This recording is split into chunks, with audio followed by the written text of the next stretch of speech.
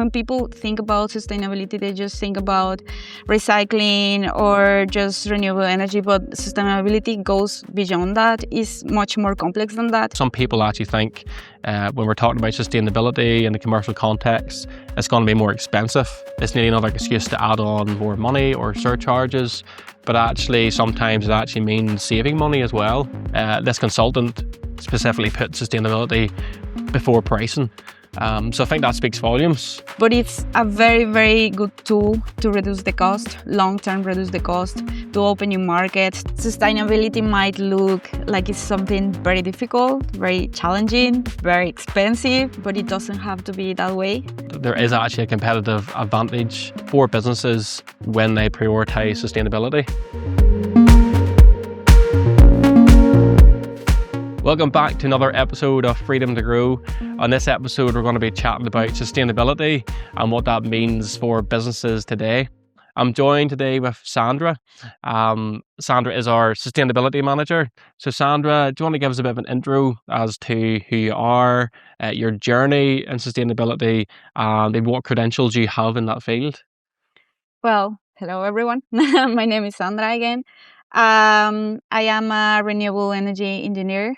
I also have a master in leadership for sustainable development in Queen's University of Belfast. I have experience working in the government, regulating emissions from industries and vehicles. I have also experience working in an environmental consultancy, developing net zero transition plans. And now I'm working here in SJ Henderson Fulfilment. Why do you think sustainability is important to SMEs? Well, I think that right now is a big thing, not just for small and medium companies, but for all, because I think that sustainability is a responsibility of every single person, the choices that we make, and also the way that we operate our companies. And it's very important because it doesn't just involve the environment, but it also involves the money inside of the company and the people. So it's the environment, the money, and people, basically. And it's the way how we understand it and how we innovate this to make things more profitable, but also much more environmental friendly and better with our workers. So it's a very good opportunity. Like when people think about sustainability, they just think about recycling or just renewable energy, but sustainability goes beyond that. It's much more complex than that. But it's a very, very good tool to reduce the cost, long-term reduce the cost, to open new markets, to make our clients more satisfied with the products, to be more environmental friendly as well, and to improve the how people is seeing our brands. Absolutely.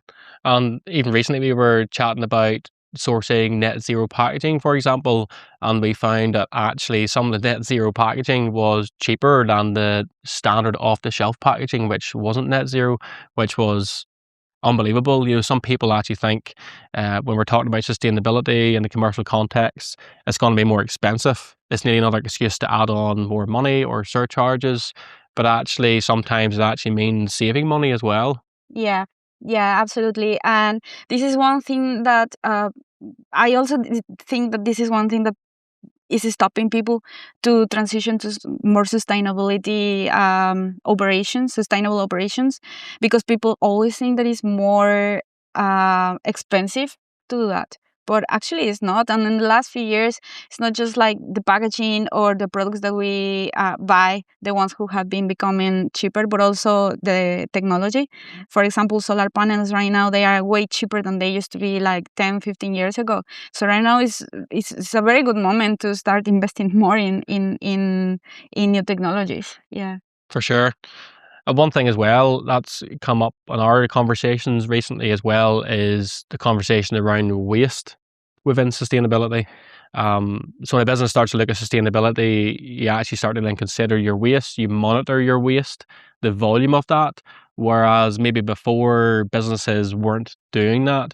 But once you start to actually quantify how much waste you have as a business, it starts to open up your mind, I believe, to new areas as to, okay, how do we actually increase efficiencies, reduce waste, which in turn can make your business even more operationally efficient as well. Have you seen examples of that in your experience in the past, or how other companies have dealt with waste in a way that actually increased efficiencies at all?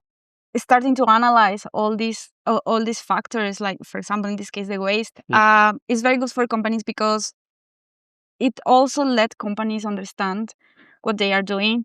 You know, this is the thing, how do you want to become more sustainable if you don't even know what you're doing? You know, how do you want to say that you are reducing your environmental impact if you don't even know how much you are impacting? Yeah. You know, so starting analyzing the waste is a very good opportunity for companies to understand, for example, where they can reduce the cost, where they are not using the resources as they should. And also, it's a good opportunity for companies to find new ways also to profit from that.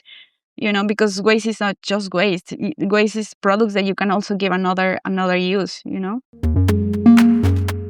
So Sandra, you actually work within our team here in the company. You joined last year. So you've been here around 9 months now. We've started our sustainability journey. Really, whenever you joined, we had the vision, we had the heart for it, but actually hitting the ground running with yourself when you started. How have you found that in terms of actually instilling that mindset and that culture to a company who is new to sustainability versus maybe acting as a consultant in your previous days? Maybe it might be like a very personal response, but I think it's like doing something very similar, but from a very different point of view.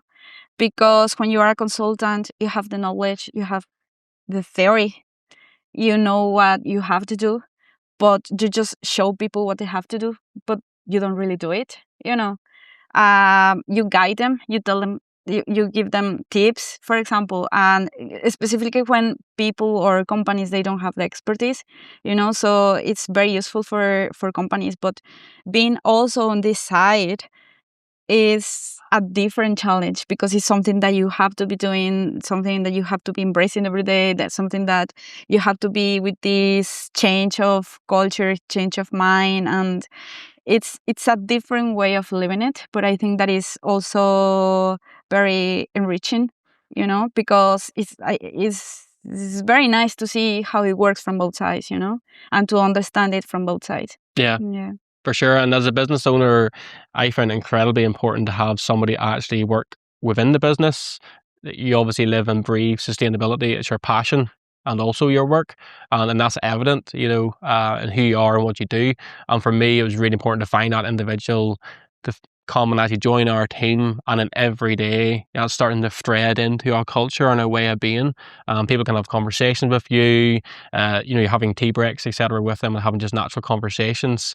But we've seen, my mindset as a CEO and the mindset of others actually change, which is fantastic. And I think as you scale up as a business, there's opportunity probably to have a sustainability team.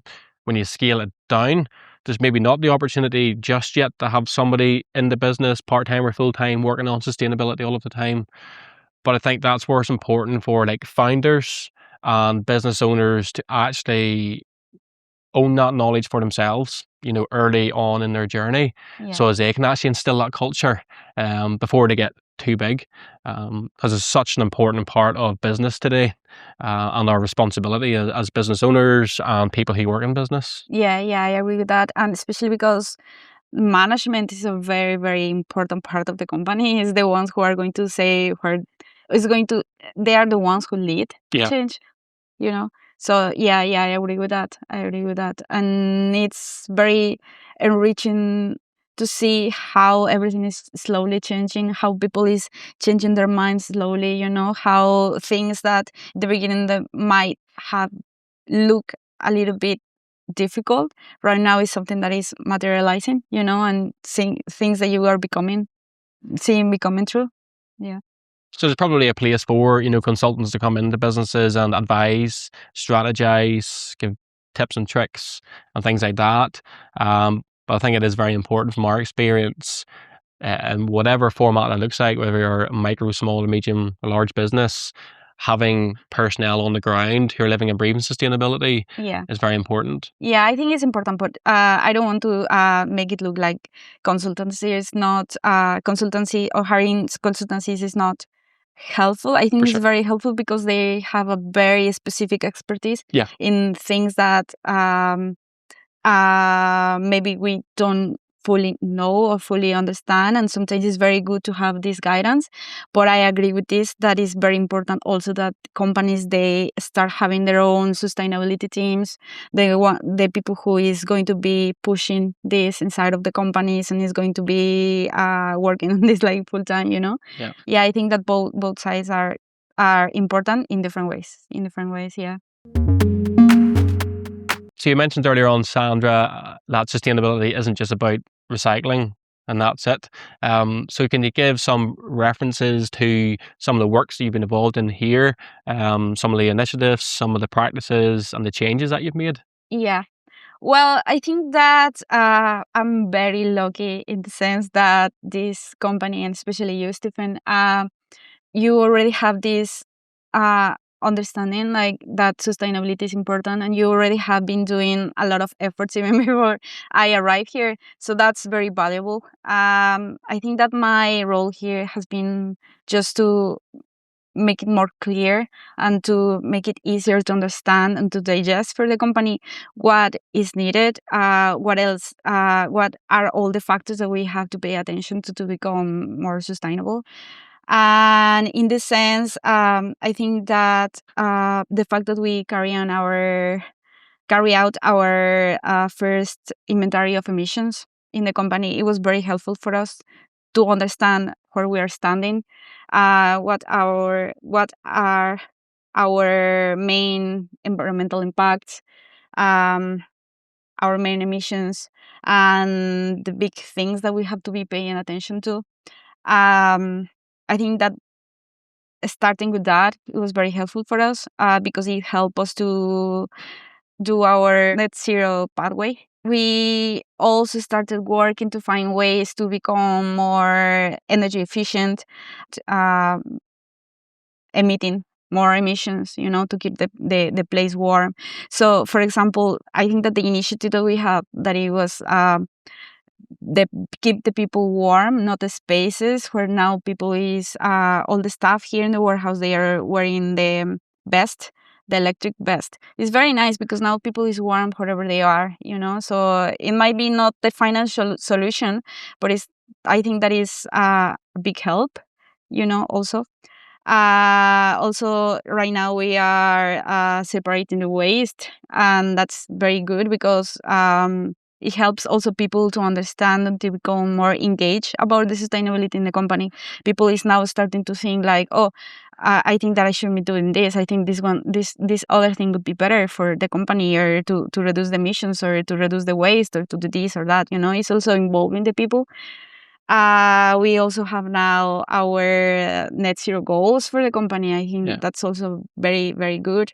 Um, we are also working to improve the packaging in the company. So now it's much more environmental friendly, net zero and everything. So we can also give our clients more options. So if they want to become more sustainable, we can give them that, and so on and so on and so on. So I think it has been a nice transition, That's good. Yeah, but it's a permanent transition. Whenever you were doing your inventory of emissions, you were obviously looking at our suppliers, people who supply their services like the courier networks, and also packaging suppliers, for example. What was really interesting to me was whenever you went to get the certificates from themselves in terms of their carbon emissions as a company, some had them, some didn't. Even these large multinational companies, when you started doing your inventory of emissions, you obviously contacted all of our suppliers, so couriers and obviously packaging suppliers as well, to understand their emissions as suppliers to us. Some couriers are fantastic and can give you everything you need, some can't. And the same is true for packaging suppliers. So, how do you think businesses are meant to navigate that in terms of ensuring they're meeting their sustainability goals? Should they be actually finding suppliers that align with them entirely, or can they continue to work with those companies and try and work with them to change their ways and encourage them to give you the data you need to actually start recording their emissions and things like that? Obviously, it's really good. I really enjoy the fact we're talking about this today on the podcast to share what we're doing, to talk about sustainability. I think more and more people need to talk about that journey, whatever stage they're at, to encourage others to start theirs. But those suppliers, for example, should businesses just align themselves with those that are sustainable, who are on the same pathway as themselves, or can they use the companies and partner with the companies anyway who aren't? Well, I think it depends on your needs. Yeah, we are trying to become more sustainable. So for us, it's very important that we work with partners who already have this sustainability in place, or they are working towards becoming more sustainable. You know, we are in a moment where many companies are doing this transition, but it's not something that is already solved. Sustainability is something that is constantly evolving. We can try to find careers who are net zero, for example, but it's a big challenge to become net zero when you are a courier, because you have lots and lots of vehicles and planes and everything. And how do you work? How do you make that to become completely net zero? We should understand that there are challenges in the industry right now who haven't been solved, but I think that it's important that we partner with the companies who are doing efforts to reduce that gap, you know? So companies for example, they are already using sustainable aviation fuels, or they are using low carbon fuels to transport our goods. That's an effort, an evident effort that the company is doing what it's in their hands to make their services more sustainable. Whereas if we find a company who hasn't done anything, they are not even trying to analyze their environmental impact or their emissions, that for me would be like a little bit of a red flag, because then there is no point for us to keep working with them if they are not going to help us to achieve our internal goals. So we don't really need, it's not that we will just partner with companies who already have net zero everything, but with companies who they are already working to become more sustainable. I think that that's the key. Also, it's good. Like, if you want to become sustainable, you need that all your supply chain is also sustainable. You are never gonna be able to meet your goals if your partners or your suppliers, they are not sustainable, because you also depend on that. Your Yeah. environmental footprint might not be directly their environmental footprint, but it's indirect. Yep. And you also have to do the accountability of that. So that's why I think it's very important. Within the scope 1, 2, and 3, and keep me right, couriers, packaging suppliers would fall within scope 3. Yeah. So whenever we were doing our inventory of emissions, obviously you alerted me to that, and obviously most of our emissions are falling within scope 3 because of the nature of what we do, utilising DHL, FedEx, Royal Mail, all these courier services and shipping internationally.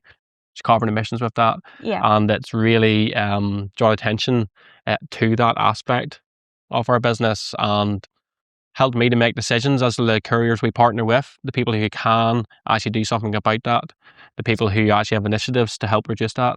Do you want to give everyone a bit of an overview and understanding of what scope 1, 2, and 3 is within the inventory of emissions and what that means for businesses? Well, our scope 1, it would be everything, all the emissions that you're producing in your sites, or that you are responsible for. This could be, for example, if you have heating in your facilities and you are using fossil fuels, all those emissions that they are directly dependent on you. Yeah. Those all that falls in your scope 1.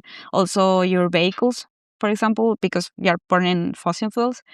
In the scope 2, it would be the indirect emissions, but they are still very direct to you. In this case, it would be the emissions from your electricity. So if I am connected to the grid and I am consuming electricity, then all those associated emissions, they are my indirect emissions, but they are still like kind of, like responsible. Yes. And then it comes the scope 3, that's the supply chain, and basically is our waste, all the products that we need, like also the couriers. It could be because we are hiring these services to to to to ship all the goods that we have here. That could be the scope 3, all the supply chain. Yeah. And there's many pathways for sustainability, and we've had many discussions on this, meetings, and then we left some time and had another meeting about it to talk about what kind of pathway we were going to go down, because it was very important to choose the right one. So it may be good to do a bit of a follow up on that in future episodes and things like that, to talk about the various pathways people can go down. We see a lot of our clients going for the likes of B Corp and EcoVadis and things like that. We've decided to look at an ISO 14064 and 14068, to verify ourselves as carbon neutral. For businesses who want to start out and they're like, we want to be carbon neutral, we want to be net zero, what does that mean for their scope 1, 2 and 3? What do they need to reduce entirely of those scope 1, 2 and 3?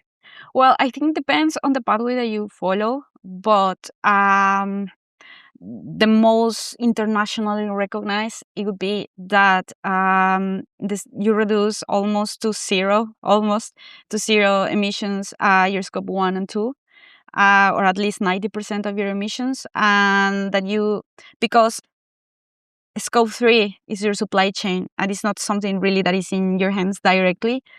It's not something that there is not a specific percentage that you have to reduce there, but you have to work to reduce those emissions. Yeah. So basically, the most international recognized definition of net zero would be to reduce at least 90% of your emissions in scope 1 and 2, and to work to reduce your scope 3. Amazing. Yeah. And also compensate emissions that they are almost very difficult for your company to reduce. That's why they leave the remaining 10%. Like they tell you at least 90% of your emissions, you have to reduce them, because it's very well known that there are emissions that they are very, very difficult to avoid, So that could be just the 10% remaining. Very Yeah. good.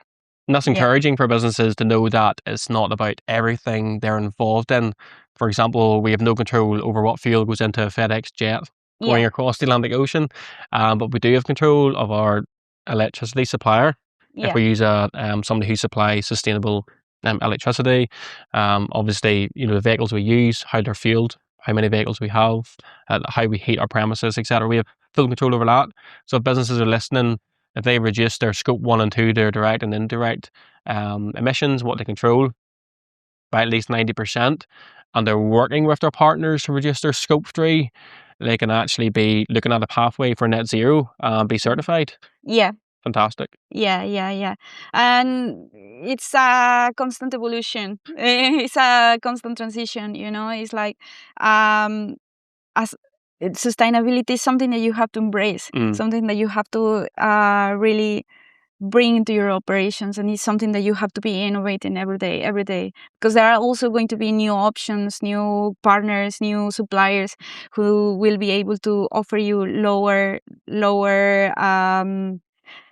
emission products, or with a lower environmental impact products, so it's something that you have to be all the time innovating, For sure. Yeah. I remember first showing you around our warehouse when you joined, and I showed you our wood burner, which heats the warehouse. And I thought this was fantastic because I run a manufacturing business, as a joinery business, and there's excess wood and offcuts, and I was using these offcuts to heat the premises, and I was like, this is so sustainable. We're recycling, we're reusing waste, and you were like, no, there's actually carbon emissions off that timber. So at that stage, I thought I was doing a great thing. Whilst it's not the worst, we're still using waste, but there's still carbon emissions off that. So even back in May last year, I thought that was a great thing to do in terms of responsibility and sustainability.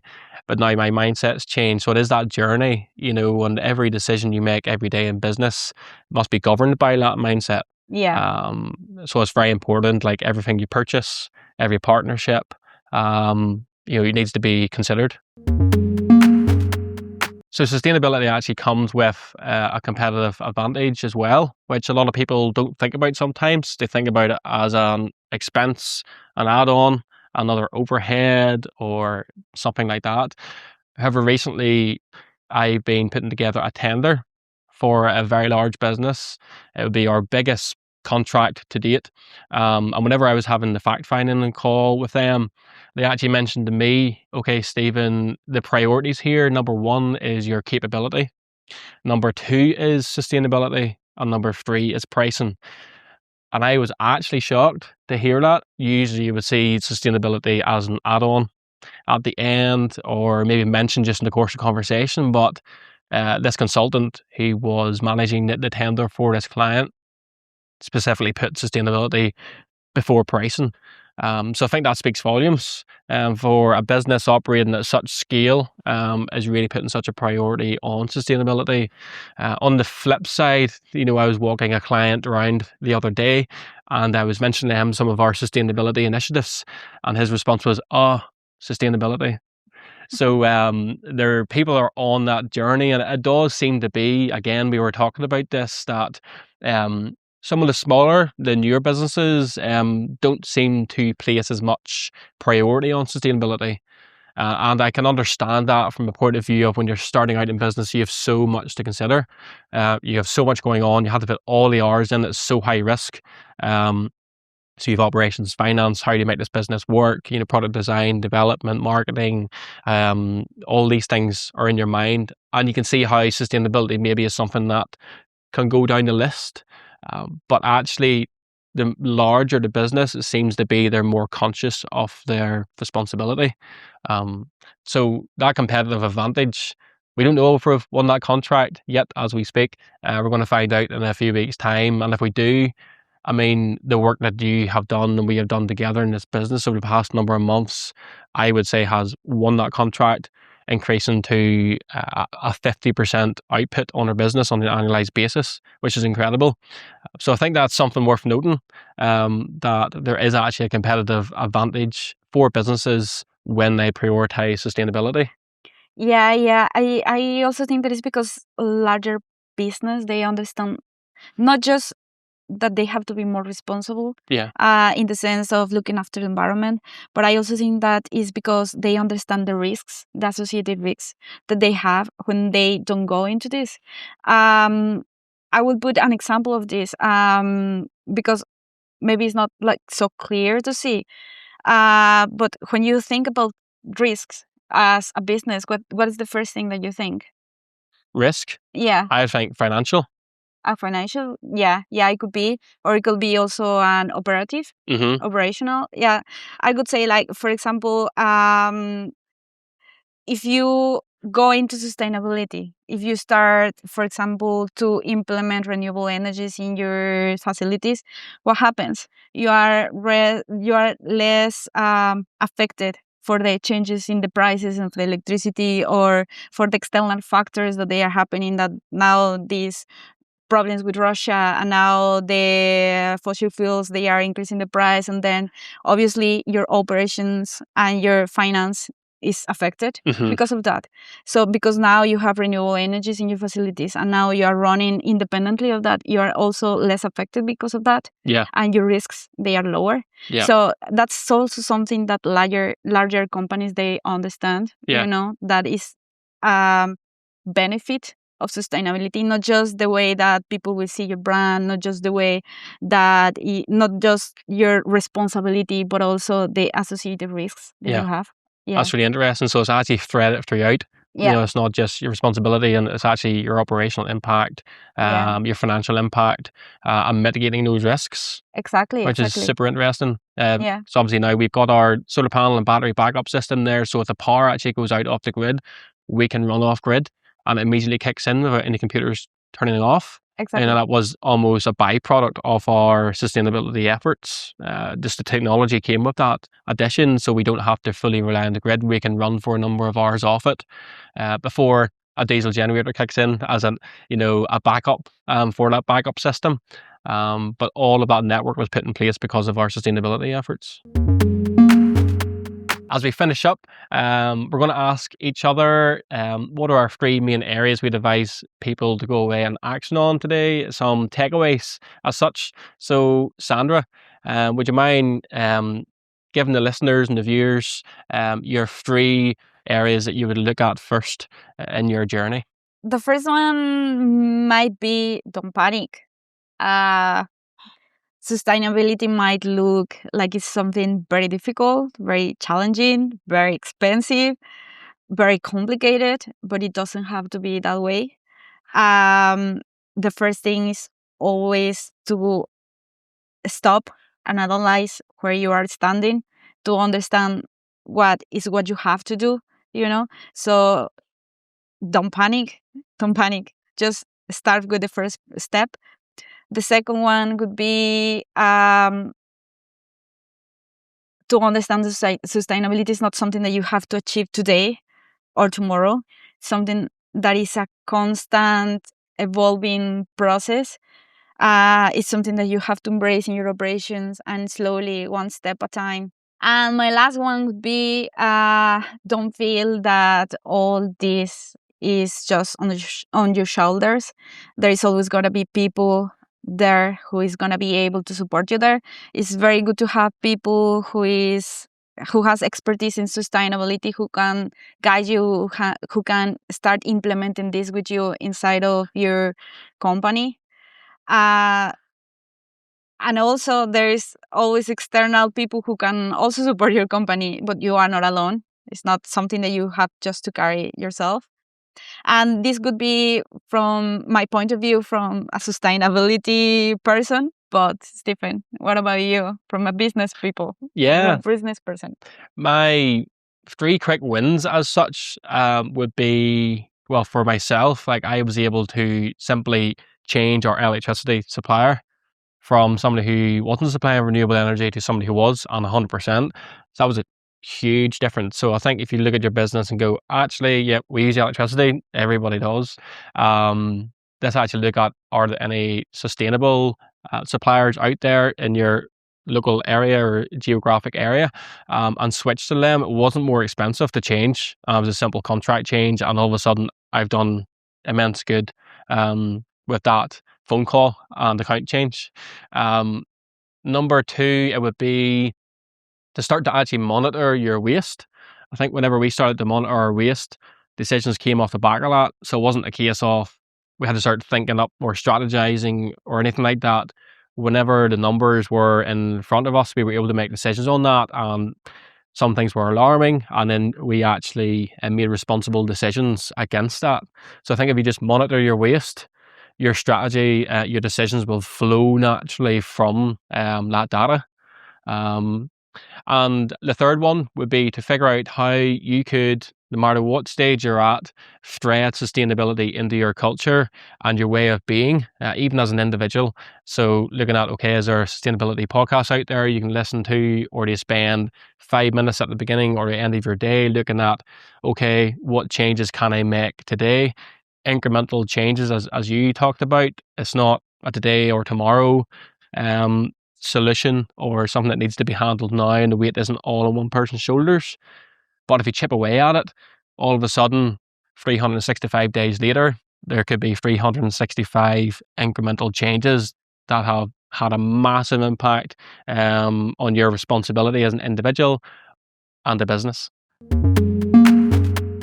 So thanks very much for listening, for watching. I hope you've enjoyed this conversation with Sandra. Thanks very much, Sandra, for joining us. Thank you very much for inviting me. I don't think this will be the last time. I think we could talk all day, to be honest, on sustainability. So there could be more value to add there at some stage. So thanks so much. I hope you've enjoyed, as I say. Please do like, share, subscribe. I read the blog. We're really enjoying doing this series of Freedom to Grow, and we look forward to spending some time with you again in our next episode.